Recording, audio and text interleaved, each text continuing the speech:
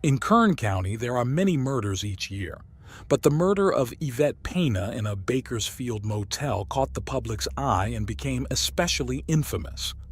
This tragic event occurred in 2011 and was shocking in its brutality. What made this case even more remarkable was the individual who confessed to the crime, a merciless man covered in tattoos. His chilling demeanor and the gruesome details of the murder captivated and horrified the community.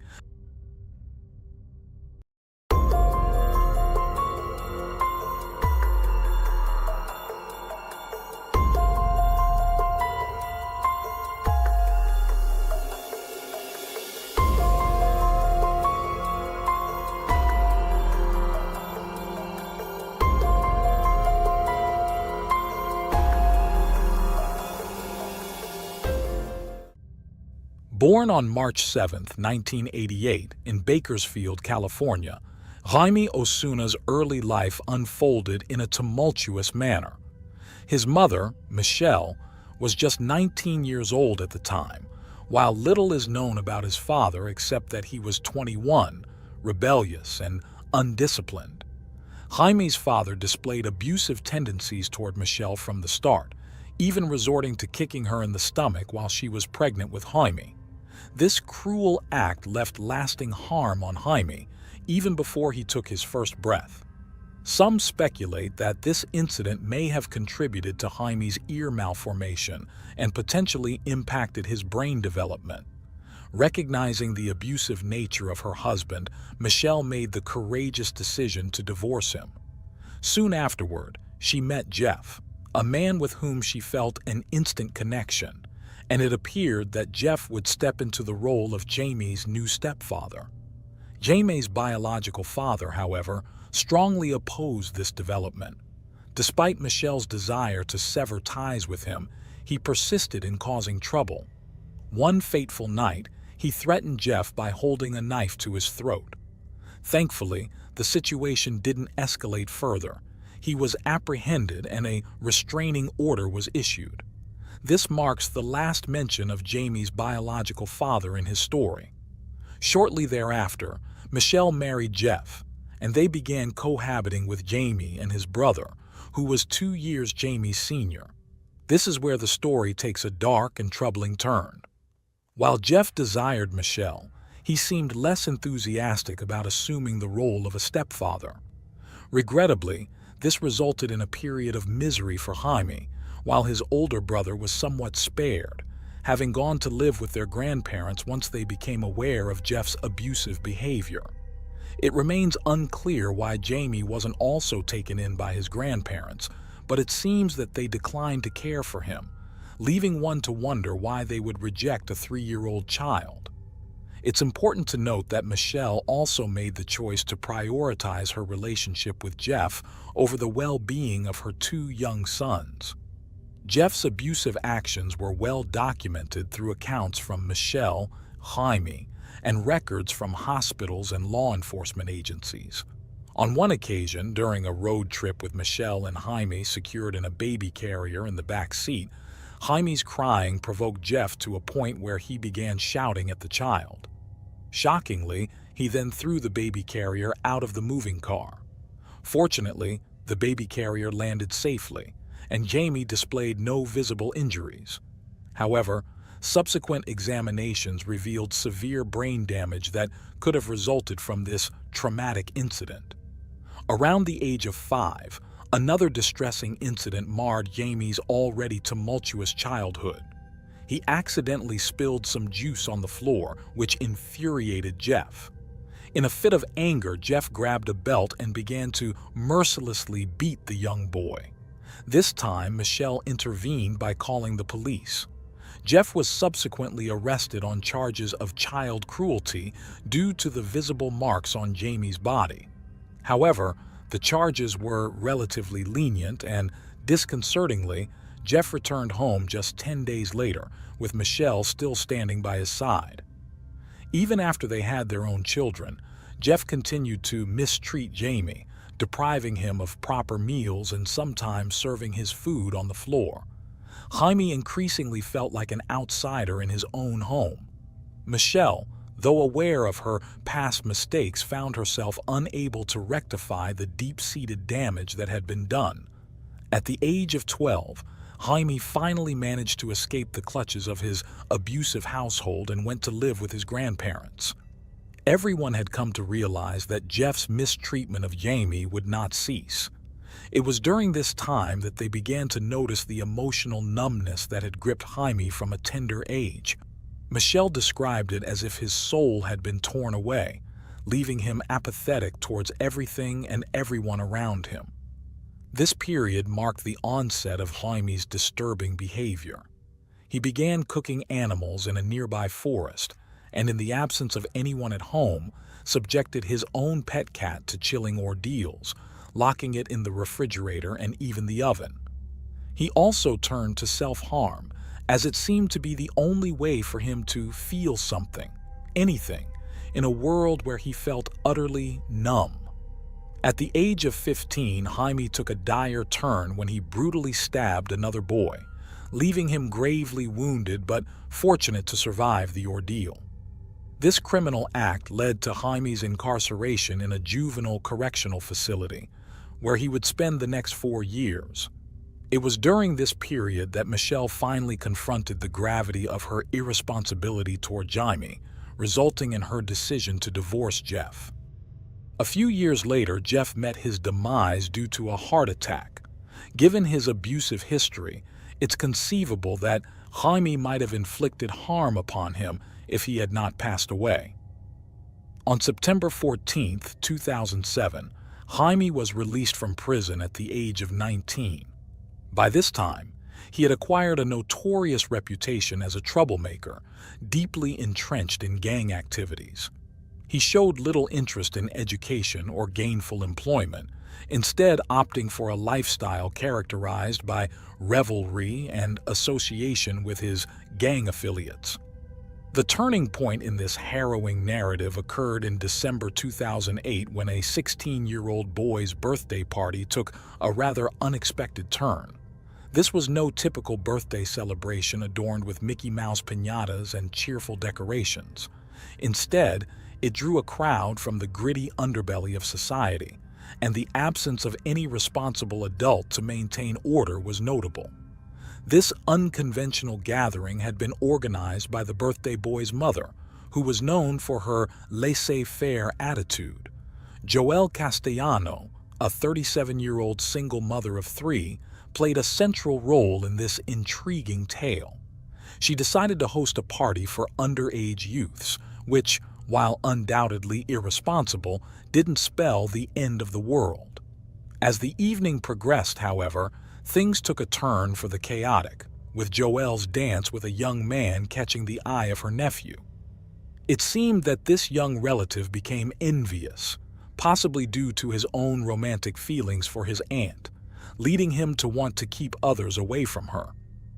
In his quest to intimidate the young man, Joelle pointed to Jaime, who, despite not yet having the distinctive facial tattoos he would later acquire, stood at around 5'3".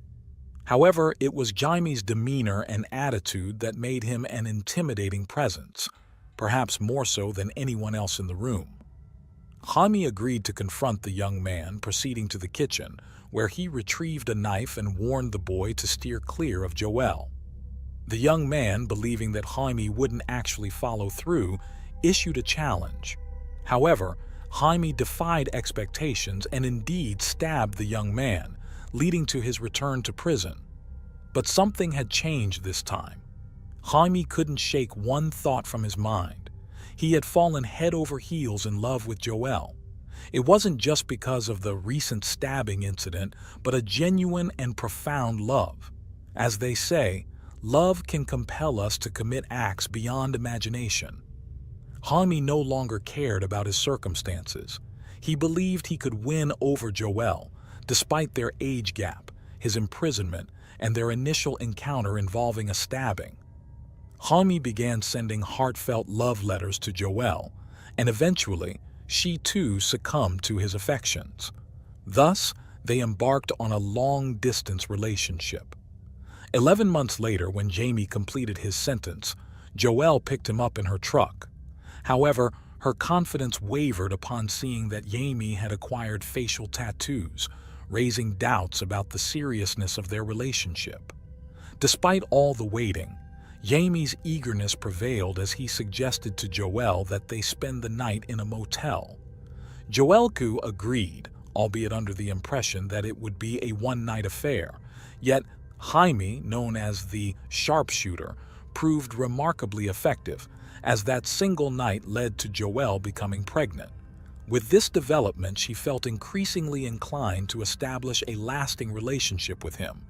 A mere 3 months later, they sealed their commitment in marriage. Jaime made solemn promises to Joelle, assuring her that he understood the hardships of growing up in a fractured family and vowing to be a devoted father and husband. However, even before their child came into the picture, he exhibited abusive behavior towards Joelle. It's at this point in the story that he began to adopt characteristics reminiscent of the Joker, not to sensationalize the narrative, but because there is a noticeable parallel. His abuse towards Joelle wasn't solely physical. It had a strong psychological element, perhaps driven by the belief that this form of harm could be even more devastating. An example of this occurred during one heated argument when things spiraled out of control. Jaime seized the ashes of Joelle's deceased mother from a vase and fled with them. He was keenly aware that Joelle had not yet come to terms with her mother's passing, and this act prompted her to call the police. Jaime was arrested, but the ashes were never recovered. This unfortunate incident resulted in Jaime being sent back to prison, causing him to miss the birth of his child. Upon his release, Joelle granted him another chance, hoping that, with the child's arrival, Jaime would take on the role of a responsible father. Unfortunately, this turned out to be a futile endeavor. Shortly thereafter, Jaime shifted his focus from physical harm to inflicting emotional distress on Joelle. She did something that greatly disturbed individuals like him who craved attention. She ignored him completely. Regardless of what he said or did, it no longer affected her. One day, in an attempt to provoke a reaction from Joelle, Jaime pushed her 7-year-old son off the bed, all while keeping his gaze fixed on her. His tactics proved successful. She became visibly upset and fetched a knife from the kitchen. In a stern tone, she warned him, "Mess with me, but never with my kids." At that moment, Jaime's face betrayed his surprise and fear. He hadn't anticipated such a response. Frightened, he reached out to his gang to extricate him from the situation. While outside the house, Jaime turned to methamphetamines, which explains his current aged appearance, making him resemble a 60-year-old man.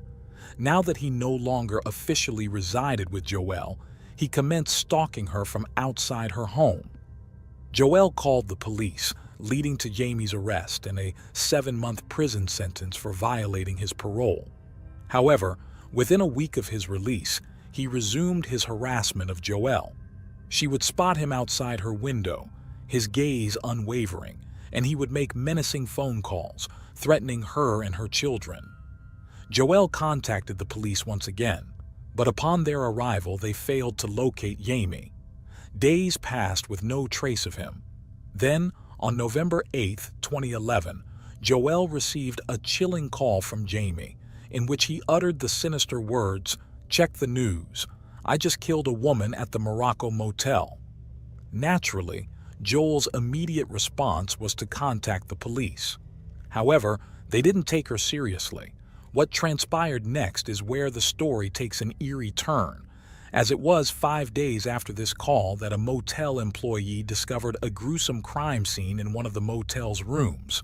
The victim was a 37-year-old woman named Yvette, a mother of 6. Details are scarce, but it appears to have been an exceedingly horrific crime scene. Investigators, who deemed it one of the most disturbing cases in their careers, found evidence of 2 knives and scissors used in the slow and torturous manner of death. Jaime, it seemed, harbored a sadistic streak. You might wonder how I have access to these gruesome details. Well, This wouldn't be his solitary murder, nor the most heinous. Even more chilling is the absence of any apparent motive for targeting this woman, strongly suggesting that she became a victim solely because of her resemblance to Joelle. Jaime would ultimately face arrest, trial, and sentencing for this horrifying murder. While incarcerated, Jaime took disturbing actions to further torment Joelle. He would occasionally contact Child Protective Services in an attempt to have her custody of her children revoked, knowing that this would inflict the most pain on her. He even went to the extent of trying to hire a hitman to eliminate her. However, because he communicated these intentions through letters, the police intercepted them before they could reach their intended recipient. These actions only added layers to the mask he wore, a facade he maintained to feel something, a desperate attempt to fill the void he had experienced as a child. The trial for the murder of Yvette dragged on for 5 years, during which Jaime displayed no remorse whenever he appeared in court. He would even wave and laugh at the victim's family. This extended trial was a result of Jaime's refusal to confess. It's worth noting that he managed to prolong the trial for more than half a decade by remaining silent. However, on March 24, 2017, just 3 days before the final trial, where the verdict was still uncertain, a news channel offered him an interview. They aimed to capitalize on his striking appearance to generate clicks and had planned to ask him challenging questions to elicit a confession. To everyone's astonishment, they didn't need to ask any questions because Jaime confessed to the murder of Yvette right at the start of the interview. It's evident that he did this to gain notoriety, as there is no doubt that he deliberately presented himself as a villain in the news. What corroborates this is his confession to 2 more murders, one at the age of 13 and the other at 19. The police initiated a search for the supposed victims based on Jaime's descriptions, since he hadn't provided any names. Given that he had spent his entire life in Bakersfield, the margin for error was minimal. However, the database did not yield any records of missing persons or unsolved murders that could be attributed to him. Therefore, it's highly likely that these claims are exaggerated. With all these confessions, Jaime was undoubtedly found guilty 3 days later. However, he did not receive the death penalty because of his confession on the day of the trial, which had caused a 5-year delay and wasted time and resources. Still, what remains perplexing to everyone is what happened next. Upon entering prison, he exhibited increasingly erratic behavior. He painted the walls of his cell with his own blood. On one fateful evening, he was placed in a cell with a man he harbored animosity towards, and he mercilessly stabbed him multiple times using a knife. He even inflicted a deep facial wound, requiring the victim to undergo 67 stitches. Jaime went so far as to request photographs of his victims as trophies, further underscoring the disturbing nature of his actions. He had earned a reputation as an inmate too dangerous to share a cell with anyone, but in a bewildering and illogical turn of events in March 2019, Jaime found himself with his first-ever cellmate, a 44-year-old man named Luis Romero. In 1992, at the tender age of 17, Luis, originally from Guatemala, had joined a gang in the United States and had taken someone's life during a confrontation with rival gang members. He had been sentenced to 27 years in prison and was on the verge of completing his sentence. However, in a confounding and irrational twist of fate, he was assigned to the same cell as Jaime, who had committed a more gruesome crime.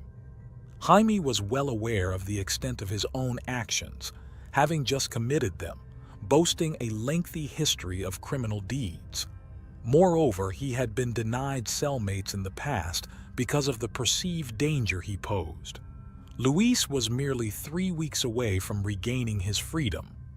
In less than 24 hours since they had become cellmates, on the morning of March 9, 2019, when correctional officers came to inspect their cell, they stumbled upon an eerie sight. Jaime was smiling, wearing a collar.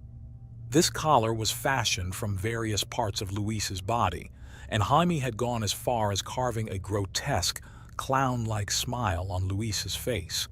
He had toyed with his lifeless body, inscribed messages on the walls using blood, and declared, "I am the man of 1,000 faces." Now, the theories start to surface because it is evident that such an atrocity would require more than a mere hour. It would take many hours to commit such unspeakable acts. A correctional officer responsible for conducting a nighttime check reported that everything was in order, even though Luis's body indicated that the gruesome assault had already begun at that hour.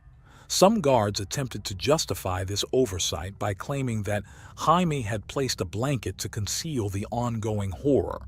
But if an inmate places a blanket to obscure events behind a cell door, it is incumbent upon the guard to enter and investigate.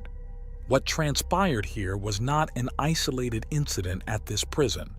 It occurred at a prison which had gained notoriety due to allegations of guards organizing fights among inmates, all while placing bets on the outcomes.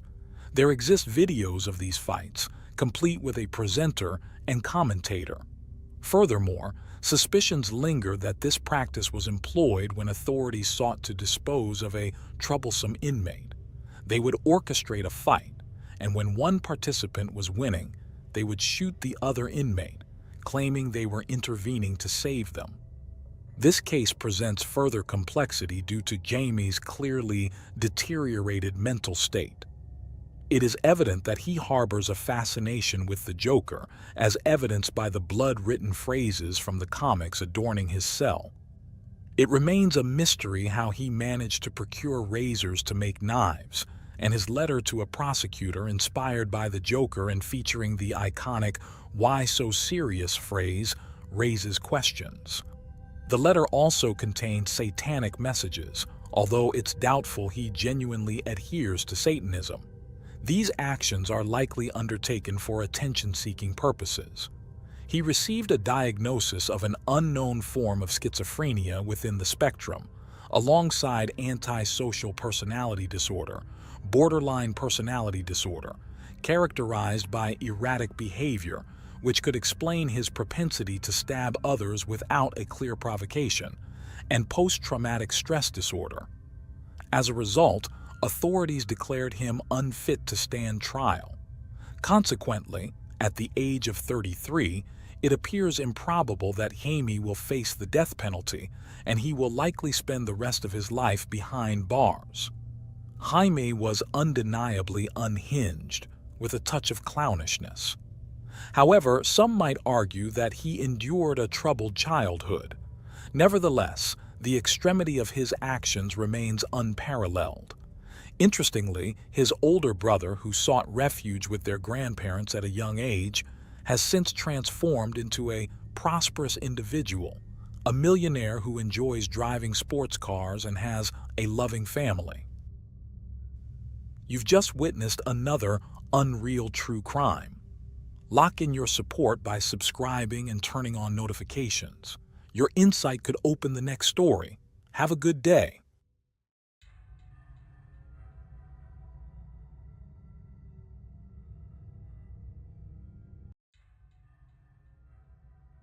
"20 years ago, Rachel, a 21-year-old, was making the 20-minute journey to her home from her parents' house in the early hours of New Year's Day 2003.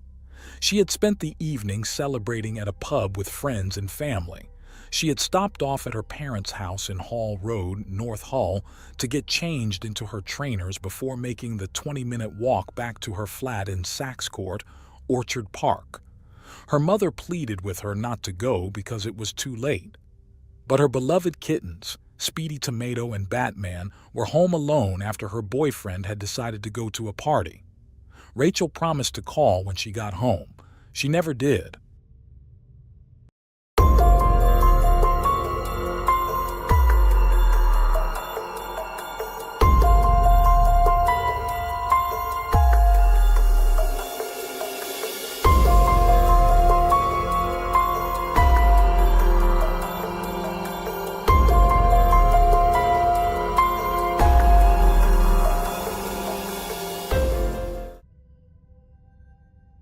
Rachel Morin was born on January 17, 1981, in England and was the youngest of 4 siblings, having 2 sisters and 1 brother. They all lived together in their hometown.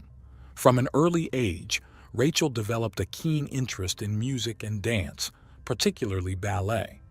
She excelled academically in school and later attended a local college to study information technology.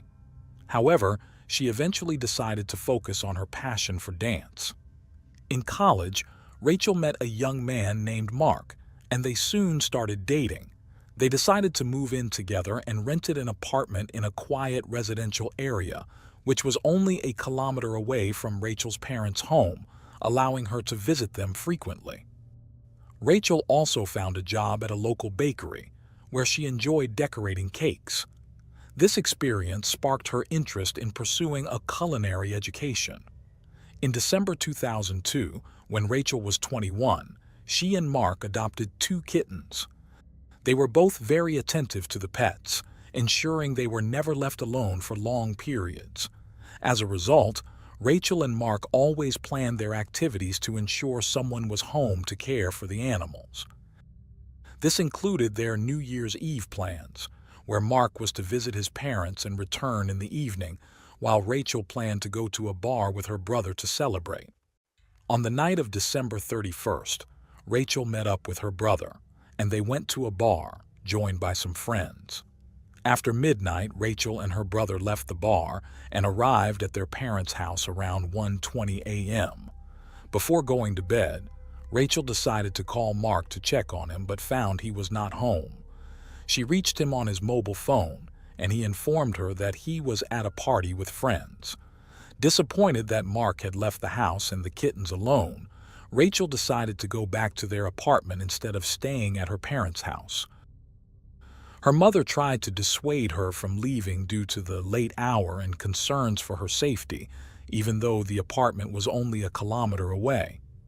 After a long discussion, Rachel left for home, promising to call her mother upon arrival. However, after waiting for about an hour and a half without receiving a call, Rachel's mother tried to reach her both on her mobile phone and at the apartment but got no response.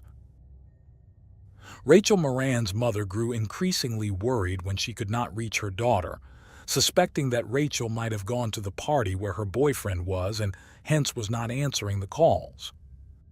After trying to contact her until 4:30 a.m., the mother decided to go to sleep. She woke up around 10 a.m. and found her husband on the phone, hoping he was talking to Rachel. However, it was their eldest daughter on the line, who had been unable to reach Rachel all morning and was very worried. Realizing that Rachel had not returned home, the family began to panic.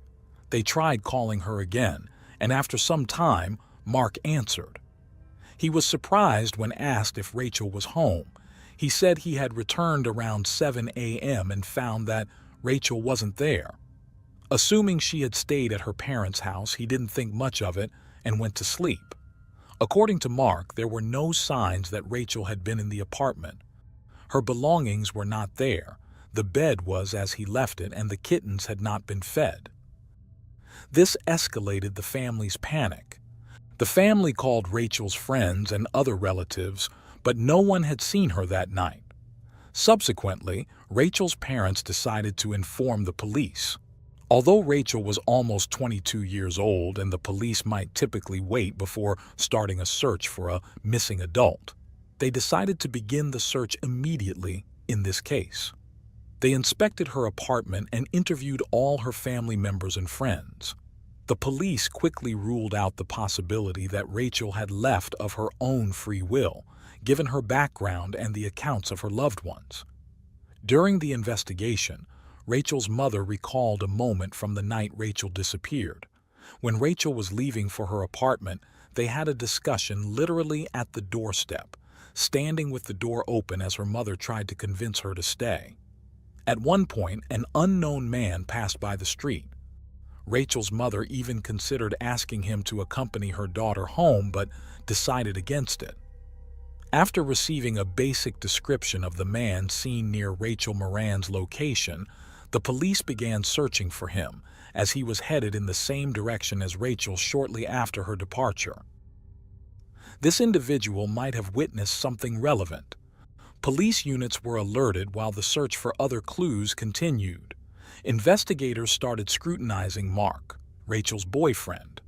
First, it was discovered that there had been an argument between them that night when Rachel found out he had gone to a party. Secondly, during his interactions with the police, Mark did not appear distressed despite his girlfriend's disappearance. These factors led the investigators to consider the possibility of his involvement in her disappearance, prompting them to verify his alibi. Mark stated he returned from the party after 6 a.m. The police confirmed his statement by speaking with people present at the party. Rachel's relatives also insisted that Mark would never harm her. Investigators requested Rachel's mobile operator and bank data and found that she had not used her phone or bank card since her disappearance. At that time, mobile phone geolocation tracking and cellular tower data were not sophisticated enough to be useful, especially over short distances. The police decided to obtain all surveillance camera recordings within a 10-kilometer radius of her route. Patrols were dispatched to each store, and residents in these areas were interviewed, hoping someone might have security cameras installed. Soon, they spotted Rachel on one of the cameras, just a few hundred meters from her residential complex, confirming she was heading home and not elsewhere. The search was intensified in this area, involving search dogs, helicopters, and dozens of officers combing streets, fields, and bodies of water. Streams and artificial channels were drained in the search, but these efforts yielded no results. As time passed, the police increasingly suspected that Rachel might no longer be alive, but the search continued on a larger scale. 2 weeks later, a concerning clue emerged. One of the channels near Rachel's apartment was drained, and her shoe, which she had worn when leaving her mother's house, was found. The following day, a trash bag was discovered in the same channel, containing a woman's purse with cosmetics, a mobile phone, and other items, including Rachel Moran's passport. These findings led Rachel's family and the investigators to believe she was probably deceased, and the police continued scouring the channels. There was a possibility that an unknown perpetrator had disposed of Rachel's body there, but further searches led to no additional discoveries. In the subsequent days, detectives dedicated even more effort to the case, deciding to resort to a popular tactic in England. The police found a woman who resembled Rachel Moran and dressed her in clothes similar to those Rachel wore on the night of her disappearance. They asked her to follow the same route Rachel took, and this reenactment was recorded and broadcast on local television channels. The purpose of this experiment was to find witnesses who might have seen Rachel on the night she disappeared but didn't think much of it, or had simply forgotten. The visual recreation of the scene was successful in jogging memories, and several people contacted the police with their observations after the broadcast. While these testimonies were ultimately not very helpful to the case, the detectives did gain some significant leads. In addition to witnesses, owners of surveillance cameras in the area also approached the police. Initially, the police had received most of these recordings, but some had been overlooked and proved to be fruitful. The administration of a school located about 150 meters from Rachel's apartment provided footage from the night in question. The quality was poor, but the police saw a woman heading towards the apartment complex and, seconds later, someone following her. They suspected this individual might be the unknown offender who could have attacked Rachel. However, the poor quality of the footage prevented identification of any distinguishing features. The police theorized that if the person responsible for Rachel's disappearance was this individual, they couldn't have transported her body too far without a car. They assumed the perpetrator lived in the area and decided to attempt to search every house within a 2-kilometer radius. This required residents' permission and considerable time, so over 100 officers were involved, knocking on doors and requesting to inspect properties. The search began on January 28th, with officers divided into groups, each accompanied by a specialist in property inspection. Hours into the search, one of the teams encountered something alarming at the last unit. The police were allowed inside by a man who answered the door, but initially found nothing suspicious. Before leaving, an officer noticed a small closet used for storing garbage, which was locked. The man couldn't recall where the key was, but eventually found it. When the officers opened the closet, they discovered numerous trash bags, empty boxes, and other objects. As they cleared the clutter, an officer noticed a human foot in one of the bags. Upon further inspection, they realized they had found the body of Rachel Moran. Wrapped in a blanket and tightly squeezed into the closet, which was very low, the officers were astounded at how the criminal managed to fit a human body in there. They immediately arrested the apartment owner, 23-year-old Michael Little, and his friend who was present during the visit.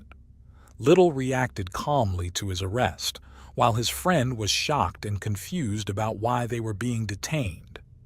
After the arrest, the officers called the chief detective and waited for his arrival. They took Little's friend to the station while Little remained in the apartment with an officer, waiting for the next team. The officer decided to engage Little in conversation, and to his surprise, Little almost immediately began confessing in detail. Little expressed relief at being found, saying he had long wanted to tell someone. He narrated the sequence of events leading to the girl's death, but the officer found his version dubious. According to Little, on New Year's Eve, he saw Rachel on the street, approached her, and talked to her, offering to go to his apartment. Rachel agreed, and they went to his place where they drank a bit. Then they argued over something unspecified. Little claimed he went to another room and, upon returning to the kitchen, found Rachel with her back to him, holding a knife. When she turned towards him and cut his hand, he panicked, grabbed a kitchen knife, and struck her, causing her death. The officer doubted the truthfulness of this story, as it seemed quite illogical. Nevertheless, he recorded Little's confession, and Little was soon taken to the station. During the interrogation, Little maintained his claim of self-defense. When asked why he didn't call the police, Little said he was scared and thought no one would believe him, so he decided to hide the body in his closet. Further investigation into Little's background revealed a significant criminal history. From a young age, he was caught stealing and committing other minor offenses. He was expelled from school several times, failing to obtain even a basic education. Little barely worked, stayed at home, and consumed alcohol and drugs. His acquaintances mentioned that Little often fantasized about meeting different women. He once even claimed he was dating a very tall and beautiful blonde girl. Although Little's friends knew he was not actually in any relationship, this detail caught the detective's attention. Rachel matched the description of the type of woman Little often fantasized about, approximately the same height and blonde hair. The detectives hypothesized that Little might have chosen Rachel as his victim based on these characteristics. They also established that Rachel did not know Little, despite living on nearby streets. The investigators reconstructed the timeline of that night and found that Little had been with his friends on the evening of December 31st, preparing to celebrate the new year. However, Little left their company in a rage because the girl he was trying to flirt with had left with his friend. He then headed to another party and left shortly after midnight, following a route that intersected with Rachel's path. Upon reviewing all available facts, the detectives came to an alarming conclusion. They recalled the stranger who passed by Rachel and her mother while the latter was pleading with her daughter not to walk home alone. The police suspected that this man was Little, a theory indirectly confirmed by surveillance camera footage. The recording showed a man resembling Little passing by shortly before Rachel, and in a subsequent recording, an unknown man was seen walking behind her. If this man was Little, He must have stopped somewhere to wait for Rachel to pass and then began following her. This scenario contradicted Little's own story. Further contradictions emerged after medical experts presented their report. Rachel's body had 27 stab wounds inflicted with great force, and she had no defensive wounds, contrary to Little's claim of a fight between them. Additionally, some of the wounds were inflicted from behind and no cuts were found on Little's hands. These facts unequivocally indicated that his story did not match reality. Based on all the available data, the detectives formulated a more plausible version of events. On that night, Little, feeling spurned from being rejected at the first party, passed by Rachel's mother's house. Hearing part of their conversation, he understood that Rachel would be walking home alone. She fit the type of woman he fantasized about, so he decided to attack her or try to talk to her. He advanced a bit, stepped off the main street and waited for Rachel to pass, then began following her. The situation could have developed in two scenarios. Either he attacked her immediately or attempted to flirt with her. In the scenario where Rachel might have ignored Little and walked away, there were several reasons for this. Firstly, she had a boyfriend. Secondly, she would not go to the home of a stranger who approached her on the street in the middle of the night. And thirdly, Rachel was very concerned about her kittens. Upon learning that her boyfriend had left them alone all night, she was focused on getting home as quickly as possible. The most likely scenario was that Little attacked Rachel when she was close to her home and dragged her to his apartment. Criminologists found evidence supporting this theory. There were mud stains on the back of Rachel's legs, indicating she had been dragged along the ground. They also determined that the murder did not occur in the kitchen, but in the hallway, where most of the bloodstains were found and which the criminal tried to clean. Despite all this, forensic experts determined that Rachel had been sexually assaulted, and Little's DNA was found on her body. This indicated that Rachel could have been dead by the time these events occurred. Based on all this evidence, murder charges were filed against Little on January 31st. However, he had hired a lawyer by then and retracted his initial statements, claiming he had not killed anyone. Eventually, the case went to trial in October, where Little's lawyers presented a new version of events. Little now claimed that his friend was the actual murderer. This was the same friend who was arrested with him on the day Rachel's body was discovered but was later released due to a lack of evidence linking him to the case. According to Little, he returned home early in the morning and found his friend and Rachel there. He claimed his friend had met Rachel and decided to go to his apartment because he had the keys. The three of them drank together, and then Rachel and Little went to the bedroom and had sexual relations. Shortly after, his friend burst into the room, angry, feeling sympathy for the girl, and enraged upon discovering their relationship. He grabbed a knife and stabbed Rachel multiple times, then threatened Little. Little demanded that his friend help him clean up the blood and never speak of what happened. Otherwise, he threatened to kill not only Little, but also his loved ones. As one might expect, no one believed this story. It contradicted the evidence and common sense. All indications pointed to Little as the real murderer, with no evidence implicating his friend. The trial concluded fairly quickly since the defense could not present any evidence to refute their client's guilt. As a result, Little was found guilty of murder and sentenced to life imprisonment with the possibility of parole after 25 years. If his parole application is approved, he could be released at the age of 58. Rachel's murder was a devastating blow to all her family members, but her older sister, who suffered from diabetes, was particularly affected. The stress of the situation severely impacted her health. After a long struggle, she passed away in 2010, and her family blames Little for her death as well. Thus, the actions of this criminal led to 2 tragic losses. And that's the end of today's case. As always, I appreciate your support for my work. If you subscribe, like, and share this video, it will help me continue creating content. This was another episode of Unreal True Crime. See you soon. A woman's body was found by police before midnight on the 25th of October 2023 in a school's gymnasium toilet. Police described the body as a woman in her early 20s and concluded her cause of death to be homicide. Police also reported serious head injuries found on the body, leading her to be unrecognizable when discovered. The next morning, the school sent an email to all students' parents, stating that the school would be closed for the rest of the week due to a critical incident, and to assure parents that no students were involved in the incident. So, what had happened?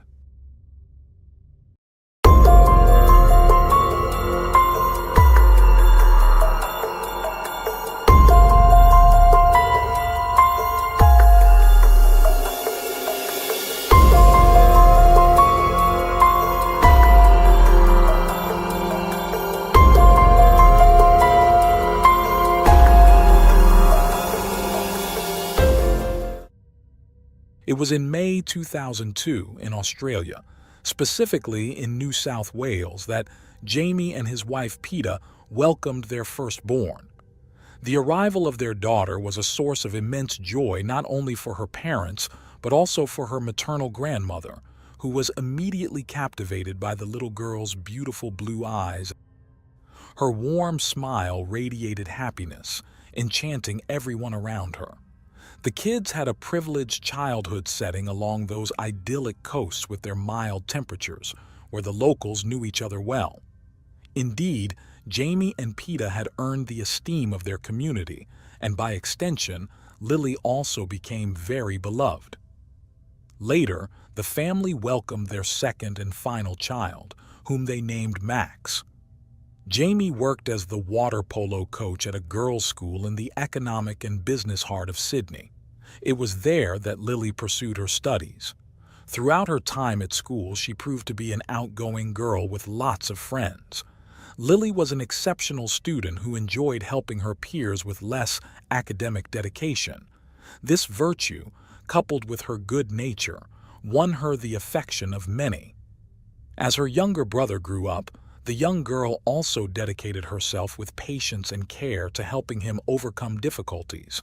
Always brimming with energy, she was keen to learn swimming, and later, following in her father's footsteps, took up water polo, becoming an accomplished player. By the time she reached high school, she was recognized by all as one of the school's top students. Between her academic commitments and her numerous extracurricular activities, her teachers always saw her versatility and high level of achievement. These values were evident when the young girl not only joined the school's theater group, but also enrolled in dance classes. In reality, her dream was to excel in both disciplines, and she soon achieved this goal. It quickly became apparent that her performances blended dramatic expressiveness with the physical grace of dance. Knowing she possessed this talent, Lily prepared to participate in a festival. At this event, contestants had the opportunity to showcase their skills to the public and compete in various categories ranging from theater and dance to other artistic representations. Moreover, constructive feedback from qualified judges could help them improve their standards and also promote musical sponsorship within the community. Lily decided to perform a monologue from Macbeth, William Shakespeare's famous play, infusing it with her unique style.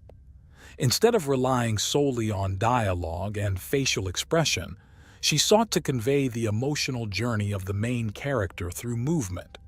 The result was a harmonious combination that captivated the jury and earned her second place in the theatrical category. In the sporting arena, the talented young woman also earned amazing rewards, becoming the swimming champion in the under-17 category.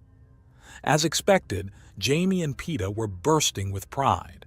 For them, every achievement of their daughter was a cause for celebration.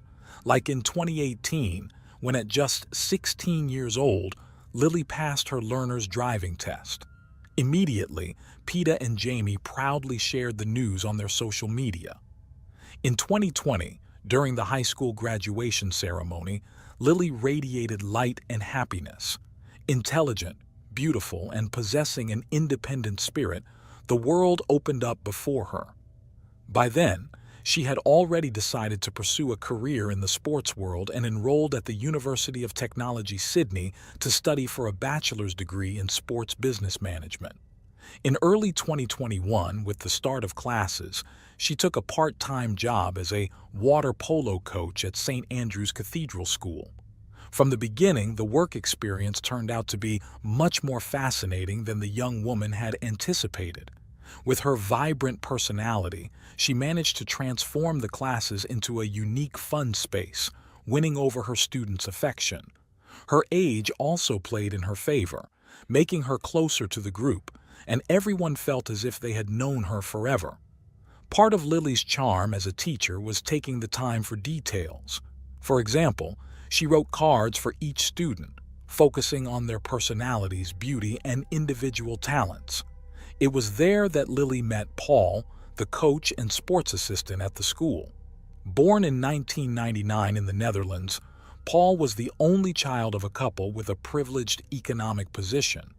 The family moved to Australia in 2015 when the father was transferred to Sydney for work reasons.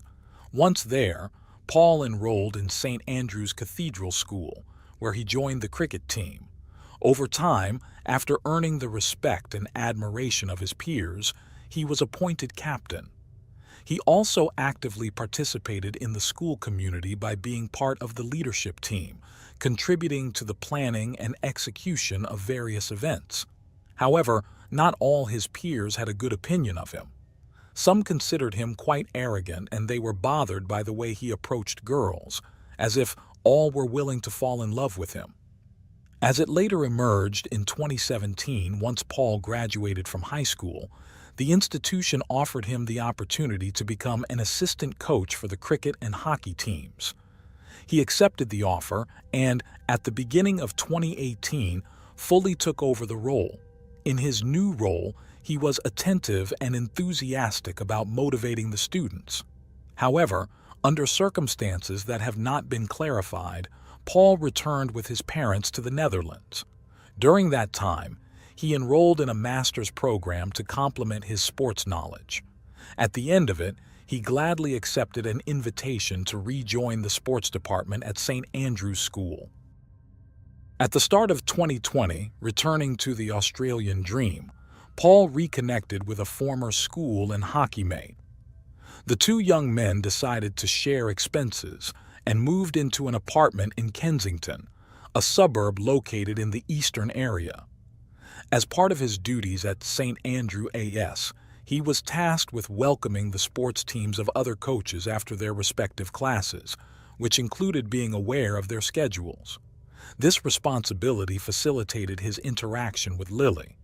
In addition to his primary job, Paul joined the field hockey team at the University of New South Wales and also taught at a second institution. Despite these activities, he was quite a solitary person.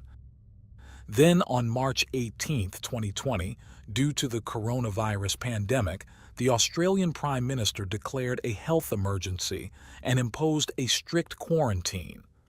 The restrictions affected all sectors, leaving Paul not only without anything to do, but also isolated from all human contact.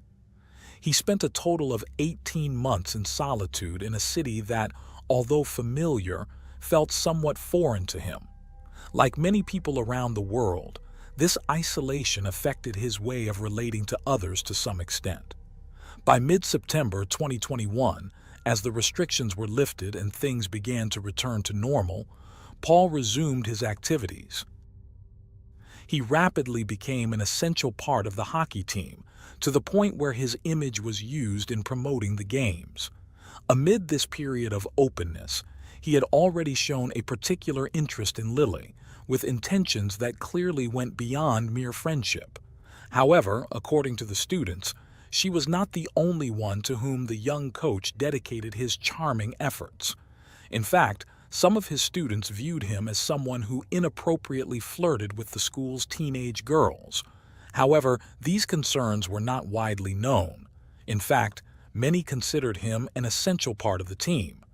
His exceptional performance was crucial in leading them to the final of the Sydney Hockey League, even though they were defeated in that match on September 9, 2023. A few days later, Paul finally gathered the courage to ask Lily out, and she accepted happily, unaware of any rumors about him.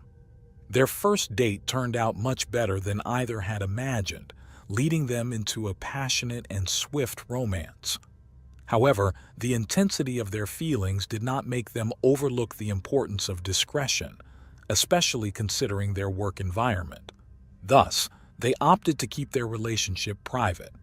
Initially, Lily kept her part of the agreement. But Paul, on the other hand, couldn't resist boasting to his students and began to hint that he was dating her. As expected, the rumor gradually spread throughout the educational center until, in the first days of October 2023, Lily learned of his indiscretions and felt betrayed. For her, it was not a minor issue, as the way he bragged about their relationship left her exposed to criticism, leading to disappointment. The romance was just 5 weeks old, and if she couldn't trust him, she was determined to end it. She couldn't continue with someone like Paul. Despite his insistence and attempts at excuses and justifications, Lily made it clear there was nothing more to consider. It was definitively the end of any interaction between them. In a matter of hours, Paul's hurt from the breakup turned into anger, not at himself for breaking a promise but at her for not forgiving him. Such anger led him to imagine various scenarios, all aimed at harming the young woman. He then decided to go to a hardware store and there chose what he considered the ideal weapon, a hammer. On October 25, 2023, Lily left her house and attended her university classes as usual. In the afternoon, she went to the school for another workday with her students. Meanwhile, Paul rented a silver car and arrived at the school in this vehicle. He didn't get out, he just stayed there, waiting patiently until the activities ended.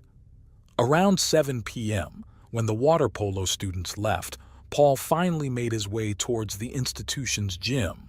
In his hands, he carried the hammer. Once there, he saw Lily enter the bathroom and followed her. All his movements were recorded by the security cameras at the location. Inside the bathroom, with no witnesses, they argued. Everything happened very quickly, almost as swiftly as their brief love story had begun. Then, amidst the shouting, Paul managed to gain the upper hand and overpower Lily. The newly purchased tool was used to end her life. He then took the girl's backpack and cell phone, and about an hour later, he left the bathroom. This sequence was captured again by the surveillance cameras. Afterward, he drove to the area known as the Gap, known for its cliffs. As he walked around for the third time, Paul was recorded by security cameras. Meanwhile, Peta and Jaime tried repeatedly to contact their daughter to no avail. Desperate, they decided to alert the police. The authorities immediately took notice of the situation and began searching for Lily. Around 10 at night, Paul sent a text message from the young woman's phone, asking Jaime to pick her up at the school without giving further explanations. An hour later, the 24-year-old perpetrator made an anonymous call to emergency services, reporting a body in the St. Andrew's School gym and stating that the case needed investigation. After hanging up, he disposed of the hammer and Lily's backpack in a garbage bin. He then abandoned the rented vehicle and walked to the edge of one of the cliffs, jumping and ending his own life. When the police arrived at the school, following the anonymous call just before midnight, the institution was in complete and utter silence, the opposite of its usual bustling energy. In the gym, as soon as the officers saw the silhouette on the floor, they realized their worst fears had come true. Lily's body lay lifeless. However, Due to the severe injuries she suffered, investigators were initially unable to identify her. In the course of the investigation, the officers' first task was to seize the gym's security camera footage. Next, the team traced the anonymous call. It became quite clear that whoever had made it was likely to provide more information. Some reports state that the first thing they determined was that the number belonged to Paul, and they began to call him insistently. They didn't suspect him at the moment but wanted him to share everything he knew. Unfortunately, the young man did not respond to the calls. Shortly after, the investigators were able to locate where the call had been made from. Thus, in the early hours of the morning on Thursday, October 26, 2023, the police arrived at the Gap area and cordoned off the surroundings. After patrolling and conducting thorough searches, they discovered the hammer, which was immediately considered the fatal weapon. Finally, the agents found Paul's belongings. Around 4 in the morning, the police officers requested the school authorities to suspend classes until the investigation was concluded. This measure was communicated to all parents and guardians through a text message mentioning a critical incident, naturally causing panic to set in every home in the community. 2 hours later, a second considerably more reassuring message arrived because, by then, the school's management had decided to assure that no student was involved in the incident. However, after a sleepless night, Lily's parents received the devastating news of their daughter's cruel fate. Within minutes, the family's home was filled with neighbors and friends, all ready to offer as much support as possible in a situation no one could have ever imagined. Thanks to the gym's camera footage, the police identified Paul as the young man who had followed Lily. From there, authorities were able to outline the nature of the relationship between the main suspect and the victim, thus identifying a motive behind the crime. However, due to the lack of clues about his whereabouts, investigators began to consider the possibility that he might have taken his own life. Regardless, boats and even a helicopter were deployed along the coastline to find him.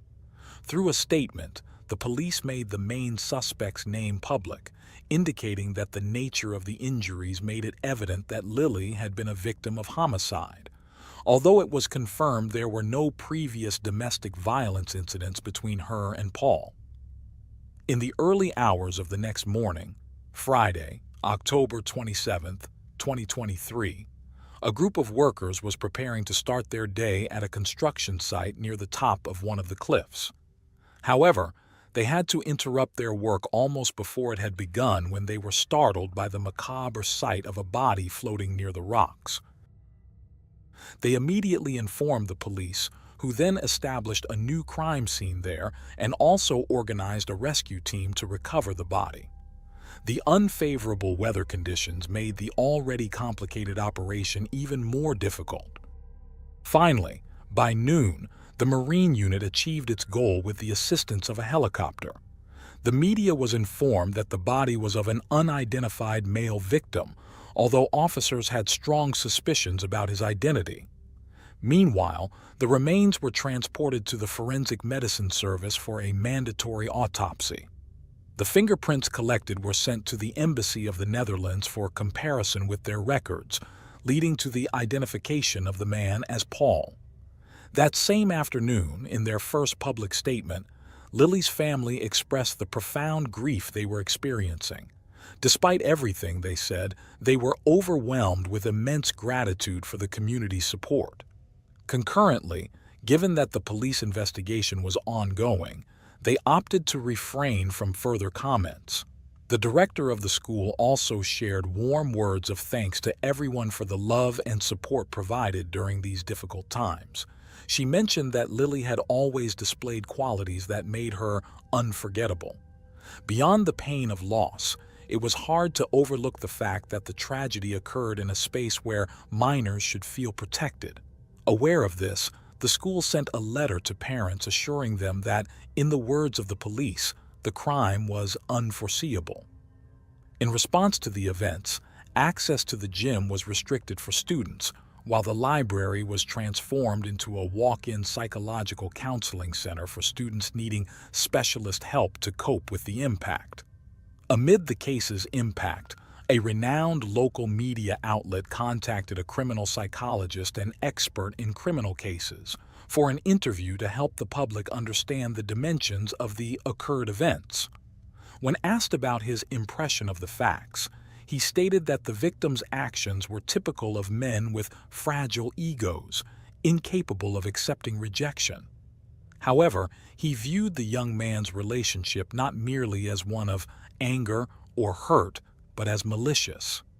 He highlighted that there was no spontaneity, but a clear intention to harm, something that, in his opinion, was evident from the cruelty with which Paul sent messages pretending to be Lily, asking to be picked up when the young woman was already deceased. Overall, for the expert, Paul's was a narcissistic profile with psychopathic tendencies. Paul's parents decided not to repatriate their son's remains to their home country. Instead, they opted to cremate him and scatter his ashes on a Sydney beach. Lily's funeral took place on November 17, 2023. The more than 500 attendees were asked to wear bright colors and bring flowers, as Lily would have liked. Perhaps the most emotional moment of the day was when Jaime spoke heartfelt words for his beloved daughter and to all those who had gathered in her name. Although it took Lily's grandmother some time to express her feelings, she eventually encapsulated her thoughts about her granddaughter magnificently. She said Lily's brief life was enough to make a difference in many lives. Once again, dear audience, I thank you for your company. If you haven't subscribed yet, I warmly invite you to do so and become part of this great community. This is Unreal True Crime until our next episode. Good night.